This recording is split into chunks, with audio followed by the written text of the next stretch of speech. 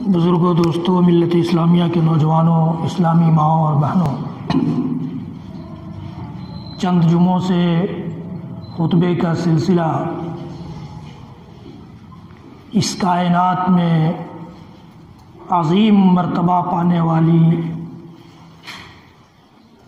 اس ہستی کے سلسلے میں چل رہا ہے جسے اس کائنات کے پیدا کرنے والے نے بڑا بلند مقام عطا کیا ہے۔ چاہے سورہ آل عمران کی اس آیت کی روشنی میں آپ دیکھیں جس میں رب العالمین نے اپنی محبت کی پہچان امام کائنات کی پیروی کو قرار دیا ہے، چاہے سورہ نساء کی اس آیت کی روشنی میں غور کیجئے جس میں اللہ رب العالمین نے سارے اختلافی مسائل کے لیے امام کائنات کی طرف رجوع کرنے اور لوٹنے کا حکم دیا ہے، چاہے سورہ نساء کی ہی اس آیت کی روشنی میں نظر دوڑائی جائے جس میں اللہ رب العالمین کہتا ہے کہ لوگ مومن نہیں ہو سکتے جب تک کہ اپنے سارے اختلافی مسائل کو آپ کے پاس آ کر حل کرنے لگ جائیں۔ سورہ نساء کی ہی اس آیت کی روشنی میں اگر غور کیا جائے جس میں اللہ تعالیٰ کہتا ہے کہ جو رسول کی مخالفت کرے گا، رسول کے ماننے والے اولین گروہ صحابہ کرام کے راستے سے ہٹ جائے گا، اللہ تعالیٰ اسے اسی جانب پھیر دے گا جس جانب وہ جانے کی کوشش کر رہا ہے، اور پھر اس کا ٹھکانہ جہنم ہوگا۔ اسی طرح سے پچھلے خطبے میں آپ کے سامنے جو بات رکھی گئی سورہ اعراف کی آیتوں کی روشنی میں جس میں اللہ رب العالمین نے آپ کو ساری انسانیت کا رسول بنا کر سارے انبیاء اور رسولوں سے اعلیٰ اور افضل اور برتر بنا دیا۔ اس طرح کی بے شمار آیتیں قرآن پاک میں ہیں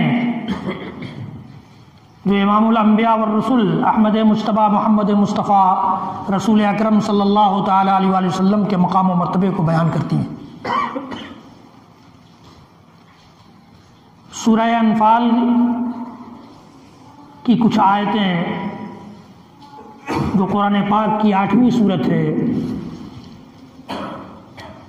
اس سورت کی آیت نمبر 19 سے لے کر 24 تک میں نے تلاوت کی ہے۔ اللہ رب العالمین نے ان آیتوں میں بھی محمد الرسول اللہ صلی اللہ تعالیٰ علیہ وآلہ وسلم کے رتبے کو بیان فرمایا ہے۔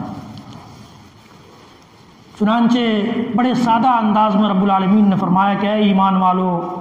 اللہ اور اس کے رسول کی فرما برداری کرو، وَلَا تَوَلَّوْا عَنْهُ، اور اس سے روگردانی مت کرو، اس سے اپنے آپ کو پھیرو نہیں، منہ پھیر کر دوسرا راستہ اختیار نہ کر لو، حالانکہ تمہیں بتایا جا رہا ہو کہ رسول کا راستہ یہ ہے، رسول پر نازل ہونے والی شریعت کا راستہ یہ ہے، رسول کو رسول بنانے والے رب کا راستہ یہ ہے، تمہیں بتایا جا رہا ہو، سنایا جا رہا ہو، اس کے باوجود تم منہ پھیر کر کوئی اور راستہ اختیار کر لو، کسی اور جانب چل پڑو، ایسا مت کرو۔ یا ایھا الذین آمنوا اطیعوا اللہ ورسولہ ولا تولوا عنہ وانتم تسمعون ولا تکونوا کالذین قالوا سمعنا وهم لا يسمعون، اور ان لوگوں کی طرح بھی مت ہو جاؤ جو یہ کہتے ہیں کہ ہم نے سن لیا، ہم نے جان لیا۔ آپ ہندوستانی سماج میں ہم اور آپ رہتے ہیں، جانتے ہیں، غور کیجئے، دیکھیے، اپنے ارد گرد جھانکیے، ٹٹولیے تو معلوم ہوگا کہ ہر آدمی جانکار ہے۔ اس کو کوئی بات بتانے جائیے تو کہے گا کہ آپ سے زیادہ جانتا ہوں میں۔ تو اللہ تعالیٰ نے کہا کہ وَلَا تَكُونُوا كَالَّذِينَ قَالُوا سَمِعْنَا، ان لوگوں کی طرح مت ہو جاؤ جو لوگ یہ کہتے ہیں کہ ہم نے سن لیا، وَهُمْ لَا يَسْمَعُونَ، لیکن حقیقت میں وہ سنتے نہیں ہیں۔ سننے کا مطلب گویا اللہ تعالیٰ نے یہ قرار دیا کہ ایک کان سے سن کر دوسرے کان سے نکال دینا یہ سننا نہیں ہے. سننا تو یہ ہے کہ جیسے آپ کہتے ہیں کہ اپنے باپ کی بات نہیں سنتا، مطلب یہ کیا ہے؟ وہ بہرا ہے، نہیں سنتا ہے، مانتا نہیں ہے. اسی طرح سے ہم اور آپ رسول کی بات سننے کے لیے تیار نہیں ہیں، اسی طرح سے اپنے رب کی بات سننے کے لیے تیار نہیں ہے، اسی طرح سے اپنے رب کے قرآن کی بات سننے کے لیے تیار نہیں ہے،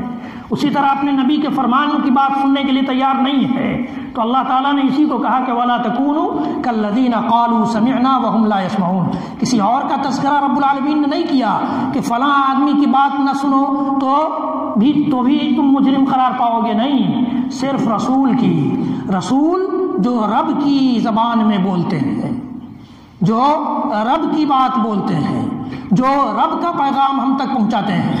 جو رب کی وحی ہمارے سامنے بیان کرتے ہیں، جو رب کی طرف سے نازل ہونے والی تعلیمات ہمارے درمیان کھول کھول کر بیان کرتے ہیں، جو رب کے بتائے ہوئے طریقے کو ہمیں سکھاتے ہیں، اس رسول کی بات نہ سننے والا مجرم ہے. لہذا اس طرح سے مت ہو جاؤ. وَلَا تَكُونُوا كَالَّذِينَ قَالُوا سَمِعْنَا وَهُمْ لَا يَسْمَعُونَ إِنَّ شَرَّ الدَّوَابِّ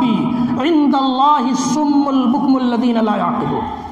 اللہ رب العالمین نے یہ فرمایا کہ اس سرزمین پر جو لوگ بھی، جو جاندار بھی چلتے ہیں،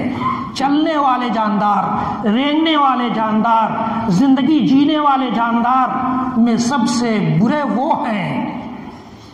ان شر الدواب عند اللہ، اللہ تعالیٰ کے نزدیک. دنیا والے آپ کی واہ واہی کر سکتے ہیں، دنیا والے آپ کے پیسے کے پیچھے بھاگ سکتے ہیں، آپ کی صلاحیتوں کے پیچھے دوڑ لگا سکتے ہیں، آپ کے رتبے اور مقام و مرتبہ اور منصب اور پوسٹ کے پیچھے بھاگ سکتے ہیں، لیکن عند اللہ، اللہ کے نزدیک، اللہ تعالیٰ کہتا ہے کہ اللہ کے نزدیک سب سے برے لوگ وہ لوگ ہیں جو بہرے ہیں اور گونگے ہیں. بہرے ہیں اور گونگے ہیں مطلب جن کو بیماری ہے نہ سننے کی یا نہ بولنے کی. نہیں، بہرے ہیں مطلب جو رب کی بات سننے کے لیے تیار نہیں ہے، جو رب کے بھیجے ہوئے رسول رہنما کی بات سننے کے لیے تیار نہیں ہے، جو رب کے قرآن پر کان دھرنے کے لیے تیار نہیں ہے، جو نبی کے فرمان کو سننے کے لیے تیار نہیں ہے، وہ بہرے ہیں. اللہ تعالیٰ نے ان کو بہرا کہا ہے. اور گونگے وہ ہیں جو رب کی بات بولنے کے لیے تیار نہیں ہے، رب کا ذکر کرنے کے لیے تیار نہیں ہے، محمد الرسول اللہ صلی اللہ تعالی علیہ وسلم کا کلمہ پڑھنے کے لیے تیار نہیں ہے، آپ کی رسالت پر ایمان رکھنے کے لیے تیار نہیں ہے، آپ پر نازل ہونے والی کتاب قرآن پاک پر ایمان لانے کے لیے تیار نہیں ہے، نبی اکرم صلی اللہ علیہ وسلم پر نازل ہونے والی شریعت کو ماننے کے لیے تیار نہیں ہے. وہ گونگے ہیں. لا یعقلون، یہ سمجھ بوجھ نہیں رکھتے. ان کو لاکھ ان کی عقل کا ڈھڈورا پیٹا جائے، ان کی سمجھ بوجھ اور شعور کا نعرہ لگایا جائے، لیکن یہ سمجھ بوجھ نہیں رکھتے. اللہ تعالیٰ نے فرمایا صم بکم عمی فہم لا یرجعون. یہ بہرے بھی ہیں، یہ گونگے بھی ہیں، یہ اندھے بھی ہیں، یہ رب کے قرآن کی جانب اور نبی کے فرمان کی جانب لوٹنے کی صلاحیت نہیں رکھتے. اللہ تعالیٰ نے فرمایا یہ سب سے برے لوگ ہوتے ہیں جو بات سننے کے لیے تیار نہیں ہوتے ہیں، یعنی بات ماننے کے لیے تیار نہیں ہوتے ہیں. الصم البکم الذین لا یعقلون ولو علم اللہ فیہم خیرا لاسمعہم. اگر اللہ تعالیٰ یہ جانتا کہ ان کے اندر خیر ہے، بھلائی ہے، کہ خیر کا بیج ڈالا جائے، نیکی کا بیج ان کے اندر ڈالا جائے تو وہ پودا بن کر پنپنے والا ہے، تو اللہ تعالیٰ انہیں ضرور سناتا. لا اسمعہم. لیکن اللہ تعالیٰ کا علم بہت وسیع ہے، وہ جانتا ہے کہ ان کے سامنے خیر کی بات بیان کی جائے، قرآن کی بات بیان کی جائے، نبی کے بات کی بات بیان کی جائے، ان پر کوئی اثر پڑنے والا نہیں ہے. یہ جس طرح سے بے ڈھنگا پن کی زندگی گزار رہے ہیں، اللے تھللے سے زندگی گزار رہے ہیں، غیر شعوری انداز میں زندگی گزار رہے ہیں، اتنا بیش قیمت نسخہ قرآن پاک اور نبی پاک کے فرمان کی شکل میں رکھنے کے باوجود ان کی زندگی جینے کا کوئی سلیقہ اور طریقہ نہیں ہے، تو ان کو سنانے سے کیا فائدہ ہے. اللہ تعالیٰ نے فرمایا کہ وَلَوْ كَانَ فِيهِمْ خَيْرًا لَأَسْمَعَهُمْ. اللہ لو علم اللہ فیہم خیر اللہ اسم، یعنی جو لوگ اللہ کے قرآن کی بات سننے کے لیے تیار نہیں ہیں، جو نبی کے فرمان کی بات ماننے کے لیے تیار نہیں ہیں، جو اللہ کی نازل کی ہوئی شریعت اور نبی اکرم صلی اللہ علیہ وسلم پر نازل ہونے والی شریعت کو ماننے کے لیے تیار نہیں ہیں، گویا ان کے اندر خیر کی بو باس نہیں ہے۔ یہ اللہ تعالیٰ کہہ رہا، میں نہیں کہہ رہا ہوں کہ آپ کہیں کہ اس نے الزام لگا دیا کہ ہمارے اندر خیر ہے ہی نہیں، یہ رب کہہ رہا ہے، ہمارا اور آپ کا پیدا کرنے والا رب کہہ رہا ہے، ہمارے اور آپ کو ہدایت دینے والی ذات اللہ کی ہستی یہ کہہ رہی ہے، جن کے بارے میں اللہ کے رسول صلی اللہ علیہ وسلم ہر خطبے میں فرماتے تھے کہ من یہدہ اللہ فلا مضل لہ ومن یضلل فلا ہادی لہ۔ قرآن کہتا ہے من یہد اللہ فہو المہتدی ومن یضلل فاولئک هم الخاسرون، کہ جو اللہ تعالیٰ جسے ہدایت دے وہ ہدایت یاب ہے اور جسے گمراہ کر دے وہ خسارے والا ہے۔ آپ کہیں گے کہ اللہ تعالیٰ نے گمراہ کیوں کر دیا، تو اللہ کا قصور ہے، تو وہاں آپ جس کو یہ اعتراض کرنا ہوگا کل قیامت میں رب العالمین کے سامنے اعتراض کرے گا، اس لیے کہ اسی نے گمراہ کیا اس کو۔ کسی انسان کے سامنے یہ بات کرنے کا کوئی فائدہ نہیں ہے کہ اللہ نے گمراہ کیوں کر دیا اور فلاں کو ہدایت کیوں دی، نہیں۔ اللہ کے نبی صلی اللہ علیہ وسلم جیسی ہستی، نبی اکرم صلی اللہ علیہ وسلم جیسی ہستی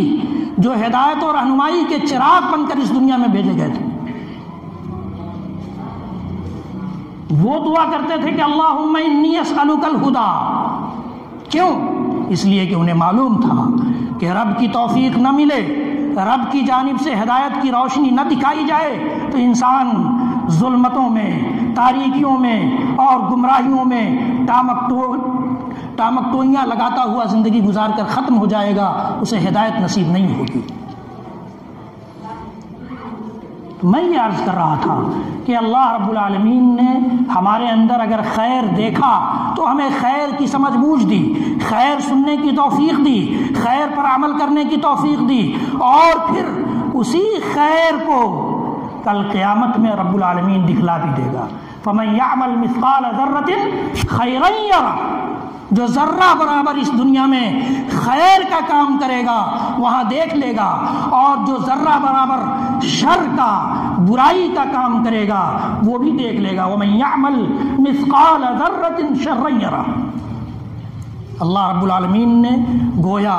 ان آیتوں میں خیر اپنے رسول اور اپنی اطاعت کو قرار دیا ہے۔ یہ مقام صرف محمد رسول اللہ صلی اللہ تعالی وسلم کو انسانوں میں ملا ہے۔ اللہ رب العالمین کا یہ مقام ہے، اس کی اطاعت کی جائے گی، اس کی فرما برداری کی جائے گی، لیکن اللہ رب العالمین نے محمد رسول اللہ صلی اللہ تعالی وسلم کو رسول بنانے کے بعد اس کائنات میں کسی اور کو یہ مقام قیامت کی صبح تک نہ دیا ہے نہ دے گا۔ یہ مقام ہم سب کے امام، ہم سب کے پیشوا، ہم سب کے رہنما، ہم سب کے نبی اور رسول جن کا ہم اور آپ کلمہ پڑھتے ہیں ان کو ملا ہے کہ ان کی راہ، ان کا طریقہ، ان کا سلیقہ، ان کے بتائے ہوئے اصول، ان کے بنائے ہوئے قاعدے، ان کے بنائے ہوئے ضابطے یہ خیر قرار پائے۔ وَلَوْ عَلِمَ اللَّهُ فِيهِمْ خَيْرًا لَأَسْمَعَهُمْ وَلَوْ أَسْمَعَهُمْ لَتَوَلَّوْا وَهُمْ مُعْرِضُونَ۔ اور اگر اللہ تعالیٰ ان کو سنا بھی دے پھر بھی یہ منہ پھیر کر بھاگ جائیں گے، اعراض کریں گے، مانیں گے نہیں۔ اللہ رب العالمین نے فرمایا جو اہم بات جو 24ویں آیت میں اللہ رب العالمین نے بتائی ہے، آج کے اس خطبے کی بنیاد یہ ہے، یا ایھا الذین آمنوا استجیبوا للہ وللرسول اذا دعاکم لما یحییکم۔ اے ایمان والو، تمہارا دعویٰ تو ہے ہی کہ اللہ پر ایمان رکھتے ہو، تمہارا دعویٰ یہ بھی ہے کہ رسول اللہ پر ایمان رکھتے ہو، اور اللہ اور رسول پر ایمان رکھنے کی وجہ سے تمہارا یہ دعویٰ بھی ہے کہ اللہ نے جو سچی کتاب نازل کی ہے قرآن پاک کی شکل میں، اور نبی اکرم صلی اللہ علیہ وسلم پر جو خالص شریعت نازل کی ہے اسلام کی شکل میں، اس پر ایمان رکھتے ہو۔ تو اللہ تعالیٰ نے ایمان والوں کو کو حکم دیا کہ یا ایھا الذین آمنوا استجیبوا للہ وللرسول۔ اللہ کی کوئی بات آ جائے تو قبول کر لو،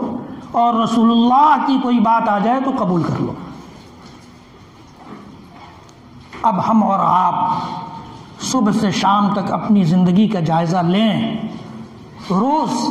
صبح کرتے ہیں، شام کرتے ہیں۔ صبح اللہ کی بنائی ہوئی ہے، شام بھی اللہ کی بنائی ہوئی ہے، دن بھی اللہ بناتا ہے، رات بھی ہمیں آرام کرنے کے لیے وہی دیتا ہے، جب رات میں بستر پر جائیں سونے کے وقت تو غور کیجئے کہ کیا اللہ کی بات صبح سے شام تک اس وقت سونے کے وقت تک کبھی میں نے قبول کیا؟ کون کون سی بات قبول کیا، کس کس بات کو ٹھکرا دیا؟ رسول اکرم صلی اللہ علیہ وسلم کی کس بات کو قبول کیا اور کس کو ٹھکرا دیا؟ کیوں غور کرنے کی ضرورت ہے؟ اس لیے کہ اللہ اور اس کے رسول کی بات کو مان لینے اور قبول کر لینے میں ہی زندگی ہے۔ اللہ تعالیٰ فرماتا ہے یا ایھا الذین آمنوا استجیبوا للہ وللرسول اذا دعاکم لما یحییکم۔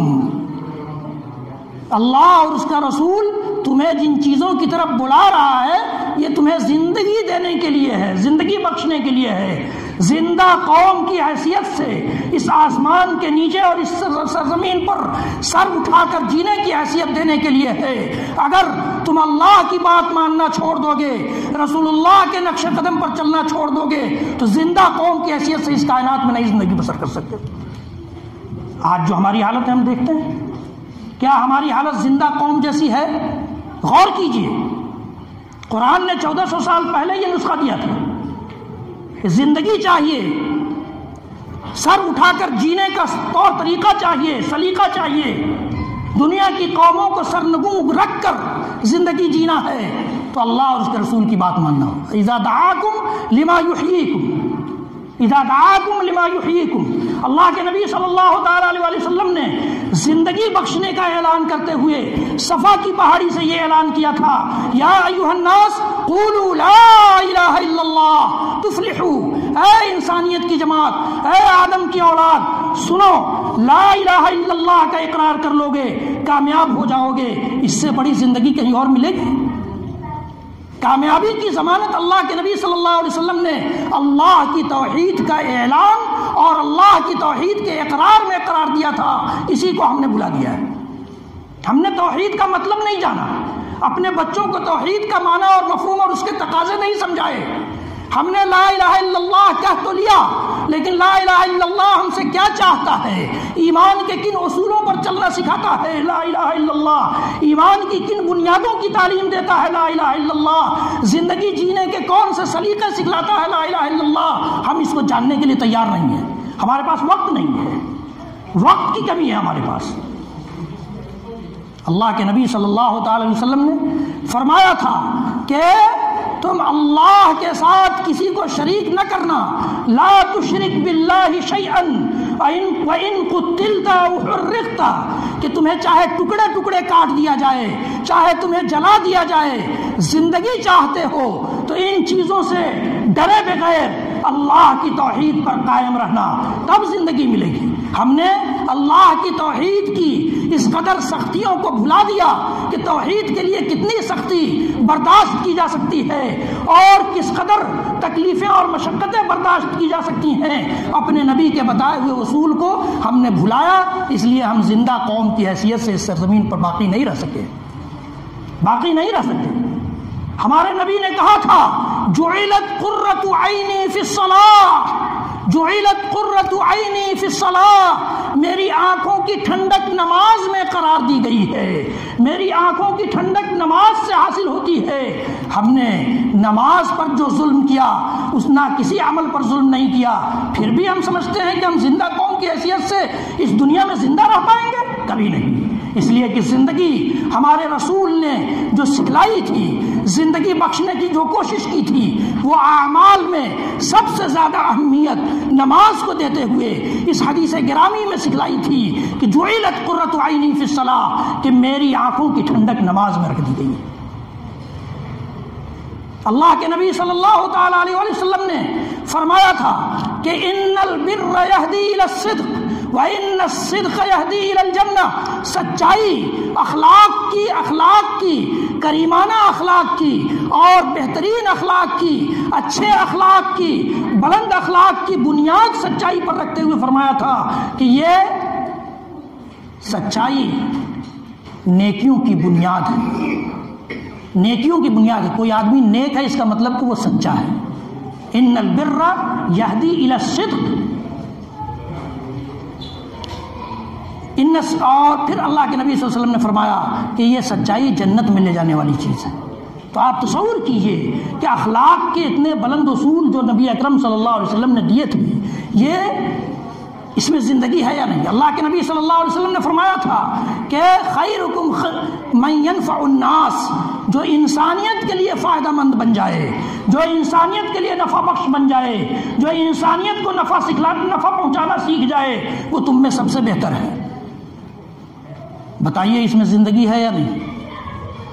اس حدیث میں زندگی ہے۔ اللہ کے نبی صلی اللہ علیہ وسلم نے انفرادی زندگی، گھریلو زندگی گزارنے کا نسخہ دیا تھا کہ خیرکم خیرکم لأہلی وانا خیرکم لأہلی، تم میں بہتر وہ ہے جو اپنے گھر والوں کے لیے بہتر ہو، اور میں تم میں سب سے زیادہ اپنے گھر والوں کے لیے بہتر ہوں۔ یہ زندگی دینے والا طریقہ تھا، زندگی سے نوازنے والا طریقہ تھا۔ اللہ کے نبی صلی اللہ علیہ وسلم نے فرمایا تھا کہ الدنیا کلھا متاع وخیر متاع الدنیا المرأۃ الصالحہ، دنیا سارے کے سارے، پورے کی پوری دنیا جو ہے یہ ساز و سامان کا نام ہے۔ انسان مال و متاع جو اس میں جمع کرتا ہے اس کا نام یہ دنیا ہے، لیکن اس میں سب سے بہترین متاع، سب سے بہترین سبب، سب سے بہترین طور طریقہ یا ذریعہ زندگی گزارنے کا انسان حاصل کر سکتا ہے وہ نیک بیوی ہے۔ ہم میں سے کتنا اللہ کے نبی صلی اللہ علیہ وسلم کا امتی اس بات کی فکر کرتا ہے؟ اس بات کی فکر، ان ساری چیزوں کو میں اس لیے بیان کر رہا ہوں کہ اس میں زندگی ہے۔ زندہ قوم کی حیثیت سے زندہ رہنے کے لیے، ورنہ ہم سب بھی زندہ ہیں، آئندہ جو نسل پیدا ہوگی وہ بھی زندہ رہے گی، زندگی گزار کر پھر اس دنیا سے چلی جائے گی، لیکن قوموں میں ہمارا کوئی شمار نہیں ہے۔ صرف ہندوستان میں نہیں، آپ سمجھے کہ ہندوستان میں ہمارا کوئی مقام نہیں، کہیں کوئی مقام نہیں، کہیں کوئی مقام نہیں ہے ہمارا اور آپ کا۔ کیوں؟ اس لیے کہ ہم نے اپنے نبی کی زندگی بخشنے والی باتوں کو، اپنے نبی کے زندگی بخشنے والے طریقوں کو بھلا دیا ہے۔ اللہ تعالیٰ نے فرمایا، اور یہ مقام نبی اللہ تعالیٰ نے صرف نبی کو دیا ہے کہ نبی کے طور طریقوں میں، نبی کے سلیقوں میں، نبی کے نقش قدم پر چلنے میں، نبی کی بات ماننے میں، نبی کے اٹھک بیٹھک میں، نبی کے کھانے پینے میں، نبی کے سونے جاگنے میں، نبی کے عقیدے میں، نبی کے عمل میں، نبی کے اخلاق میں، نبی کے معاملات میں تمہارے لیے زندگی ہے۔ اگر زندگی چاہتے ہو، زندگی نہیں چاہتے ہو تو کوئی جس کا نسخہ چاہو اختیار کر لو، جس کے راستے پر چاہو چل پڑو، جو پگڈنڈی اختیار کرنا چاہو اس پگڈنڈی پر چل پڑو۔ کوئی کسی پر داروغہ بنا کر نہیں بھیجا گیا ہے۔ یہاں تک کہ آپ ہر جمعے کو سنتے ہیں کہ نبی کو کہا جاتا ہے کہ نبی آپ بھی انسانیت پر داروغہ بنا کر نہیں بھیجے گئے ہیں، انک لست علیہم بمسیطر، کہ آپ داروغہ نہیں ہے۔ تو کوئی کسی پر داروغہ نہیں، جیسے چاہیں زندگی گزاریں، جو چاہیں کریں، جیسا چاہیں عقیدہ رکھیں، جیسا چاہیں عمل کریں، جیسا چاہیں اٹھے بیٹھیں، جیسے چاہیں کھائے پئیں، جیسے چاہیں سوئے جاگیں، جیسے چاہیں لوگوں کے ساتھ اخلاق کریں، معاملات کریں، کوئی پوچھنے والا نہیں ہے۔ لیکن قرآن کی یہ بات ضرور یاد رکھیے گا کہ قرآن نے قوم کی حیثیت سے زندگی بخشنے والے طور طریقے اللہ کی بات میں اور رسول اللہ کے بات میں رکھے۔ یا ایھا الذین آمنوا استجیبوا للہ وللرسول اذا دعاکم لما یحییکم، اے ایمان والو اللہ کی بات مان لو، رسول اللہ کی بات مان لو۔ رسول اللہ جب تمہیں بلائیں ان کاموں کی طرف، ان باتوں کی طرف، ان چیزوں کی طرف جو تمہیں زندہ رکھیں گی تو آ جاؤ، بات مان لو۔ وَاعْلَمُوا أَنَّ اللَّهَ يَحُولُ بَيْنَ الْمَرْءِ وَقَلْبِهِ، اور یہ بھی جانو، اس پر بھی یقین رکھو کہ اللہ آدمی اور اس کے دل کے درمیان حائل رہتا ہے، حائل رہتا ہے۔ یہی وجہ تو ہے کہ ہم سب کے امام محمد رسول اللہ صلی اللہ تعالی وسلم نے دعا کر کے ہمیں اور آپ کو دعا سکھلائی کہ اللہم یا مصرف القلوب صرف قلبی علی طاعتک، اے دلوں کے الٹ پھیر کرنے والے، دلوں کو پلٹنے والے، دلوں کو بدلنے والے، میرے دل کو اپنی اطاعت کی طرف پھیر دے۔ تو ہماری نیت ہی نہیں ہے کہ ہم اللہ کی اطاعت کریں، تو کیسے یہ دعا کریں گے؟ پہلے تو کسی چیز کی بنیاد اپنے دل و دماغ میں ڈالنی ہوگی کہ نہیں، ہم جو زندگی ہماری بچی ہے وہ اللہ اور اس کے رسول کی فرما برداری کے ساتھ گزاریں گے، تب تو یہ دعا کی توفیق ہوگی۔ یا مصرف القلوب صرف قلبی علی طاعتک، کوئی ضروری نہیں ہے کہ ہم عربی ہی زبان میں یہ دعا کریں۔ اللہ تعالیٰ ہر زبان جانتا ہے، ہر زبان سمجھتا ہے، اپنی زبان میں کہہ سکتے ہیں کہ اے دلوں کے پھیرنے والے، میرے دل کو اپنی اطاعت کی طرف پھیر لیں۔ اپنی فرما برداری کی طرف پھیر لے، اپنے دین پر ثابت کر دے، یہ تب ہمیں زندگی ملے گی، تب ہمیں زندگی ملے گی۔ اللہ تعالیٰ نے فرمایا ہے من عمل صالحا من ذکر او انثى وهو مؤمن فلنحيينه حیاتا طیبہ، جو آدمی نیک عمل کرے گا، عمل صالح کرے گا، عمل صالح کا تعلق عقیدہ سے بھی ہے، عمل صالح کا تعلق عمل سے بھی ہے، عمل صالح کا تعلق اخلاقیات سے بھی ہے، عمل صالح کا تعلق معاملات سے بھی ہے، عمل صالح کا تعلق سیاسیات سے بھی ہے، عمل صالح کا تعلق اجتماعی زندگی سے بھی ہے، عمل صالح کا تعلق انفرادی زندگی سے بھی ہے۔ ساری زندگی اور زندگی کے سارے نقطوں سے اس کا تعلق ہے۔ عمل صالح کا مطلب ہرگز یہ مت سمجھ لیجئے گا کہ صرف نماز پڑھ لینا عمل صالح ہے اور بس، نہیں۔ من عمل صالحا من ذکر او انثى، مرد و عورت میں سے جو کوئی بھی عمل صالح کرے گا فلنحيينه حیاتا طیبہ، تو ہم اسے خوشگوار زندگی دیں گے، ضرور بضرور خوشگوار زندگی دیں گے۔ ومن اعرض عن ذکری فإن له معیشتا ضنکا، اور جو میرے ذکر کو بھلا دے گا، جو میرے طور طریقوں کو بھلا دے گا، جو میرے طور طریقوں سے الگ ہو جائے گا، ہٹ جائے گا، تو فإن له معیشتا ضنکا، اسے تنگ زندگی ملے گی۔ زندگی جینا ہے،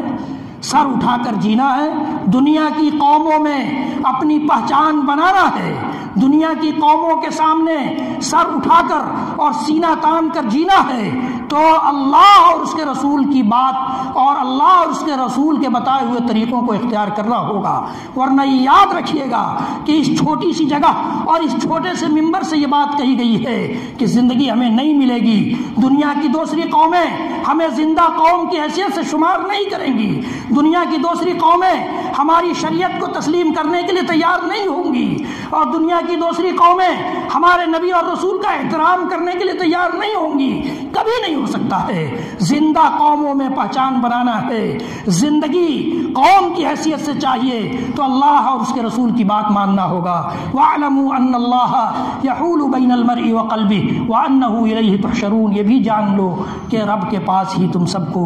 جمع ہونا ہے۔ رب العالمین ہم سب کو توفیق دے کہ ہم اپنے نبی جو اس قدر بلند پایا، عظیم المرتبت اور عظیم مرتبہ والے نبی سے تو نے ہمیں نوازا ہے، ہم سب اس کے پیروکار بن جائیں۔